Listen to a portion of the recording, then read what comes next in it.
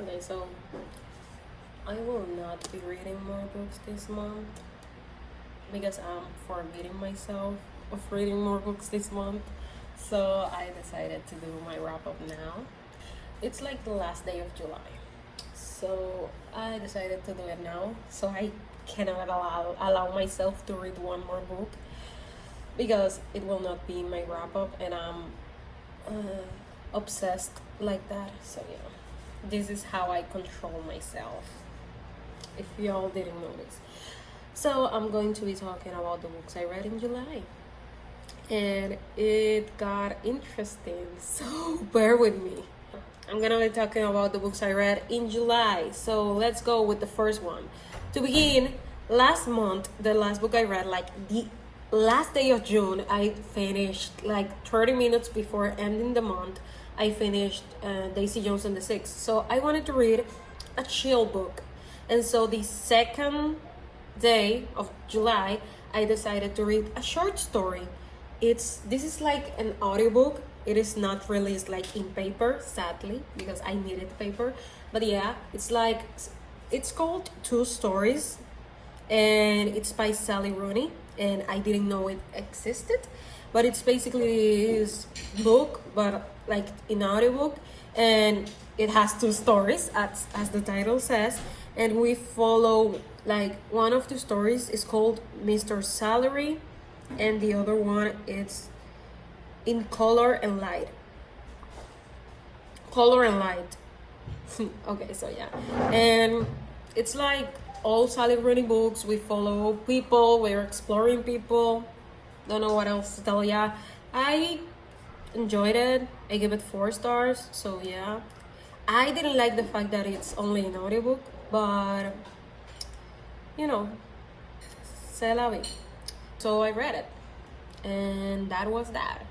After that, I said like, okay, now I need to read romance and stuff like that because it's like summer and I'm only reading like dark academia stuff. You'll see.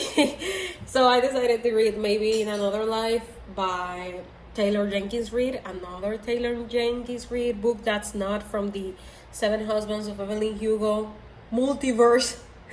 So I gave it 3 stars, and basically in this book we're following this girl. I don't remember her name, but basically it's like she comes back from New York, and she comes back to the town like where she grew up and stuff. Technically, I think, yeah, something like that. And like at one point, like she goes out with her best friend, and at one point in the night she's like, okay, so I have to make this decision. I can go with my friend back to her house where I'm staying, or I can stay out with this guy, ex-boyfriend, but we didn't work out. It's like a second chance romance technically. And so the book like goes both ways, and we see how her life would be if she chose to stay with him and if she went. And we're following the story, like each chapter is like one side, the coin, whatever. And so I just gotta say that it felt like, okay, so my review simply says like Community did it better in season 3. If you know the episode I'm talking about, you know, like, oh my god, the best episode of Community. Okay. Starting on my left with 1, your number comes up, you go. Just so you know, Jeff, you were not creating 6 different timelines. Of course I am, Abed. If you know, you know. Yeah, I didn't like the execution, and I felt like in the end, like it was very similar, the paths she took. And it's like, yeah, I didn't like the book. That's all I'm gonna say. I give it 3 stars because I did like the concept, and I kind of enjoyed it at times, but it was pretty meh. Community did it better again with 6 realities. After that, I said, okay, oh my god. Okay, I got lost for a second. I needed something like a thriller, but not a thriller, like one of those unhinged women books. And I decided to read Aileen by Otessa. I don't know how to pronounce her last name, but she's the author of My Year of Rest and Relaxation, a book that I love. And I should have known because the rating, it's not that high. It's like 3.8 5. I should have known it wasn't going to be like the best book, but I did enjoy it at times. It was disturbing as fuck. And like the ending left me like, yeah, she could have gone more crazy. More crazy. And basically we're following this girl and her name is Aileen. And she basically works like in this correctional, how do you call it? Like this prison for boys, for like underage age boys. And yeah, it's filled with horrors, like with, I don't know if we should call it like horrors, but with lots of dark stuff, like the prison, how do you say that? Yeah. And she has a father that's an alcoholic, and she has to take care of him. And so we are following her, and I don't want to tell anymore because I read it without knowing any of this stuff, and I think that makes it more enjoyable. It's like a mystery thriller, and it's basically, yeah, about unhinged women, and she's so unhinged. It's very enjoyable. Okay, the next book I'm gonna talk a lot about.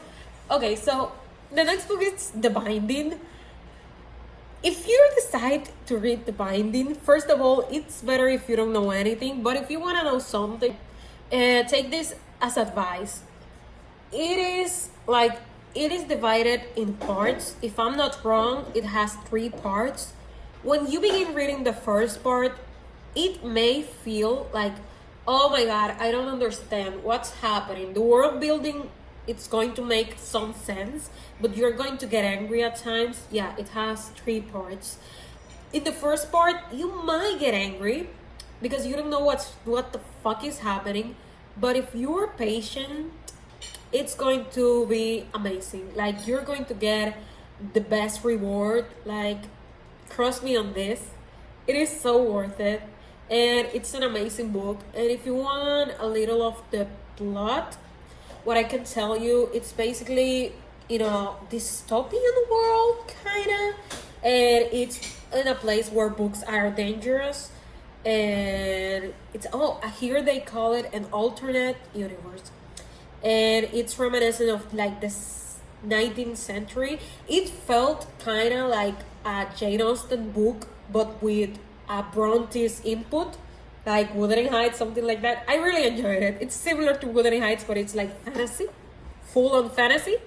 And I loved it so much. It's queer. It's everything I love.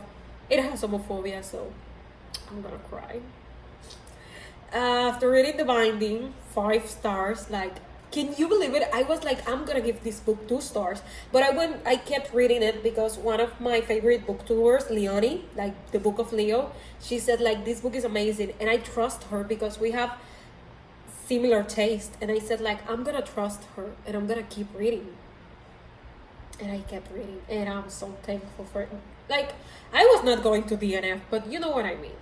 After The Binding, I keep saying after, I'm sorry. Time is a Mother by Ocean Vuong. This is the author of On Earth We Are Briefly Gorgeous, and he writes poetry, and I never read a poetry because I only read like his first and only novel. So I decided to read some poetry. I gave it 3 stars. I was giving 3 stars to everyone this month, but I did really enjoy some of the poems, like with other poem collections that I read, but other ones were like, yeah, this is kind of not interesting. I don't feel it. That's how poetry works. Like, you don't have to feel every single word another author says, okay? That's how life works. But it has very high rating in Goodreads, and I do recommend that because you will enjoy some of the poetry. And it's like contemporary poetry. Why not give it a chance? Ignore the curtain. Yeah. It's like a guest in every video. That I said like out of nowhere, I was like, okay, so I was going to reread the Percy Jackson series, but I knew I was going to reread it like in summer, in July, but I didn't know what day of the month I was going to pick it up. And out of nowhere, I said, okay, I'm gonna try to read the first book, then I'm gonna cut and read another book and come back. I cannot do that. I cannot cut Percy Jackson, and not after the ending we get in The Lightning Thief. with the like, you know what happens. I'm not going to spoil it, even though if you haven't read Percy Jackson at this point, you deserve getting spoiled, but I will not be that person. So I read The Lightning Thief, and then I couldn't stop and I read all of the 5 books of the Percy Jackson in the Olympian series.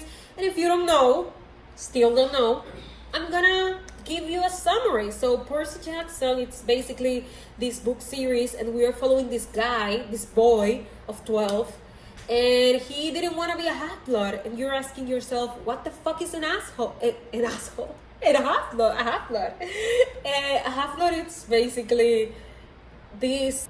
Oh my god, how do you say that? It's like the offspring of God and human. Like, it's a demigod. Like Hercules, Heracles.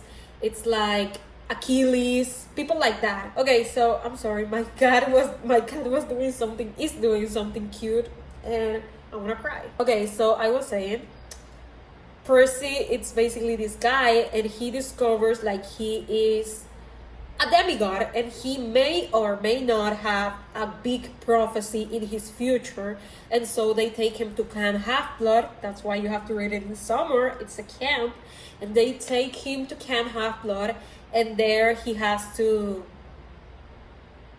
learn how to use his abilities and how to survive in the outer world. And yeah, we meet more characters. We meet Annabeth Chase. She's the daughter of Athena, that's been in the camp like since she was little. We meet Grover, who's a satyr.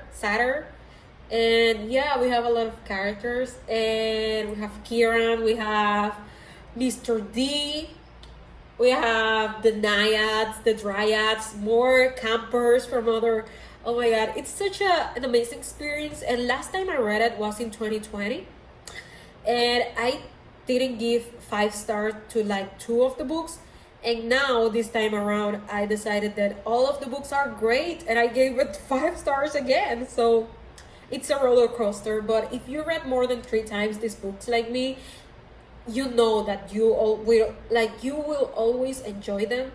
There's no way you don't enjoy them.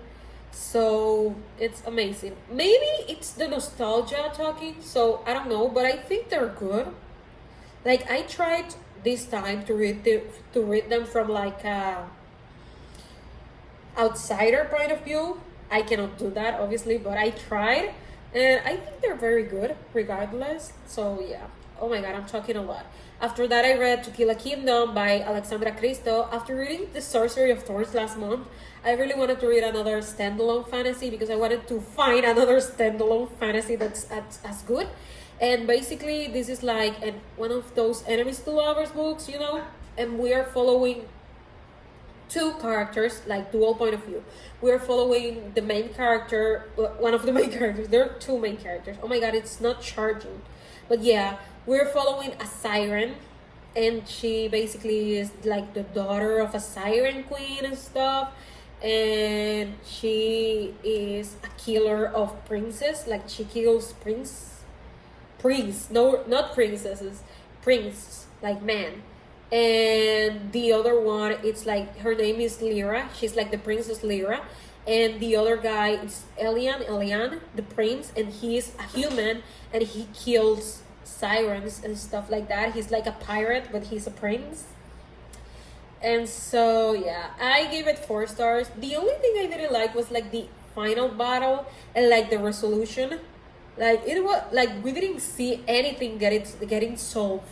Like, the book just tells you like, yeah, that got solved, like we don't do that anymore. And I'm like, yeah, but why? What happened? Like, it happened out of nowhere. So I didn't like that part. But besides that, it's really a great book, and I really enjoyed it. And it says in the cover, like, if you're a fan of Sarah J. Maas and Leigh Bardugo, you're going to enjoy it.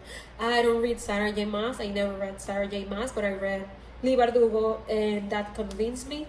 And it's kind of like that I gotta say, it has like world building, and we meet like different islands and different like reigns, and I really enjoyed that, how it was done. So yeah, that's why I like To Kill a Kingdom and give it 4 stars.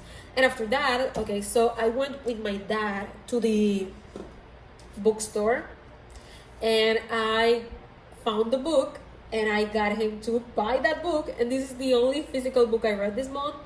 And I've been crying about wanting this book for so long, and I was going to read another book by this author this month, and I read it too, but first I read this one and I interrupted everything to read it. Pride and Prejudice by Jane Austen. I finally read it, and I recently rewatched the movie, like the 2005 movie. Oh my god, I love it even more. Obviously, now I have things that I know they kept out, but it's a good adaptation regardless. Not as good as The Hunger Games, obviously, but we are not going to talk about Bruno. So, Pride and Prejudice, I annotated it, of course, I did. Like, I used, like, pink and green. I don't know why. Because I didn't have blue, maybe. Because I always use blue with classics.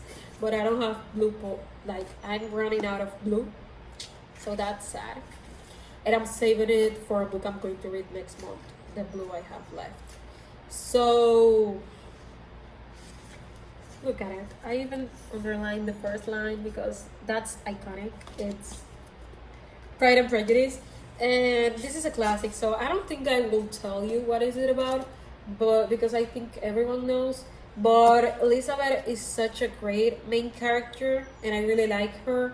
And I just discovered, I hadn't noticed, but have you noticed that in every Jane Austen book, the character that's named Jane, it's always like the most beautiful? I really liked Mr. Darcy. Like, his name is Fitzwilliam, but we're going to let it slide. But he's kind of cool. And I love Elizabeth, of course. Keira Knightley, like, I haven't watched another adaptation, but people told me, like, you need to watch another one, like the older one. So I think I'm gonna watch it someday soon. So yeah, that's Pride and Prejudice.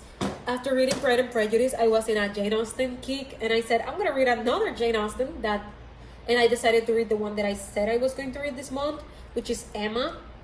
And I gave it in Goodreads 4 stars because it was like, I don't know, I have something to say about Emma, and it doesn't deserve 4 stars, okay? I thought I was going to like it because I love Clueless, but at one point, one of the characters says, I fell in love with you when you were 13, and he is 16 years older, so he was 29, and I'm like, yeah, I don't like that.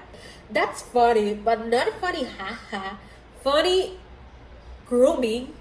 And Emma, that's all I will say. Like, she's a baby. And what, like, I give it 4 stars mostly because I do like the character Emma. I like her, Emma Woodhouse. She's an icon. And again, here Jane, it's like the most beautiful woman. Jane Austen, I know what you were doing.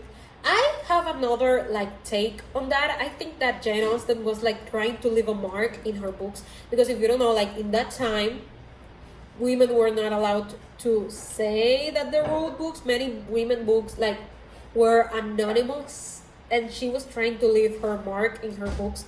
And I think that's why every book of hers has like a Jane character, and also it was a common name. It is still a common name.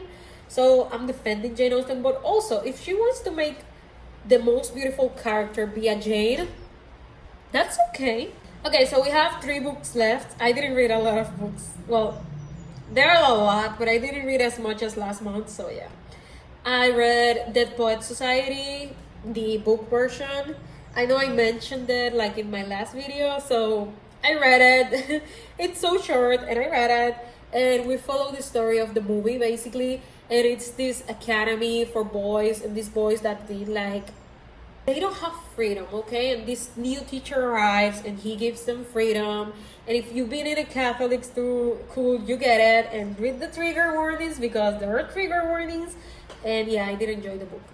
I read 2 more books. I decided to read 2 long books because I'm that girl. And So I read Vida Nostra. I don't know if I'm pronouncing it right. I'm pronouncing it like I pronounce it in Spanish, Vida Nostra. So Vida Nostra, it's this book written by a couple of husband and wife. Yeah, I don't know how to talk. And we are following this girl. Her name is Sasha, and basically she goes to, it's like a dark academia and dark fantasy, and she goes to this academia against her will, to this school against her will, and they're teaching her something, but she's not sure what the fuck they're teaching her, and you're as clueless as her because you're from her point of view.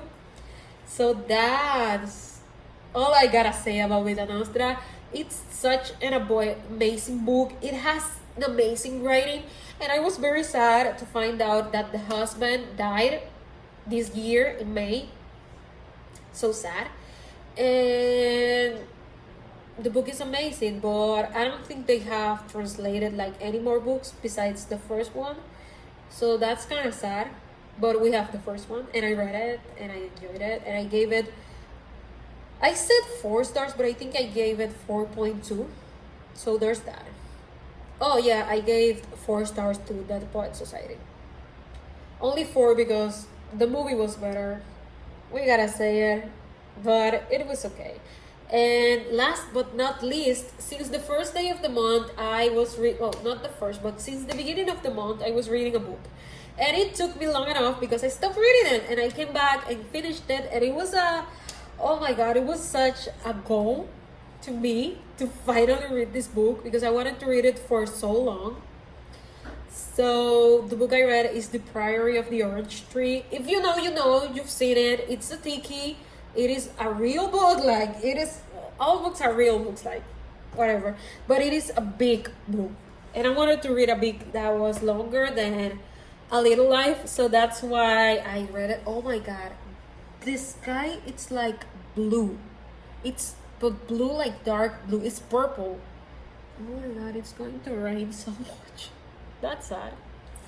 And yeah, so I don't know what else to say. Like, oh my god, I haven't talked about The Priory of the Orange Tree. That's what I was talking about. I got distracted, I'm sorry. So basically we follow, like, it's a high fantasy book, so I will not be able to abbreviate it, but we follow 3 point of views. We're following Ed.